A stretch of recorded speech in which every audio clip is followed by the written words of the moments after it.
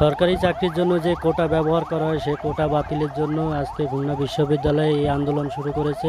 আর আমি এখন আছি এই খুলনা জিরো পয়েন্টে, মূল জায়গায় যেখান থেকে খুলনা ঢোকার প্রবেশ রাস্তা। আর সেইখানেই তারা বিকাল 3টা থেকে এখনও পর্যন্ত অনবরত আন্দোলন চলে যাচ্ছে। আর এদিকে অ্যাম্বুলেন্সের জন্য বা ফায়ার সার্ভিস বা জরুরি বিশেষ কত অনেক যানবাহন আছে সেগুলোকে ছাড় দেওয়া হচ্ছে। আর মূলত অন্যান্য কোনো গাড়িকে ছাড় দেওয়া হচ্ছে না। তাদের দাবি একটাই, তারা কোটা নিয়ে আন্দোলন।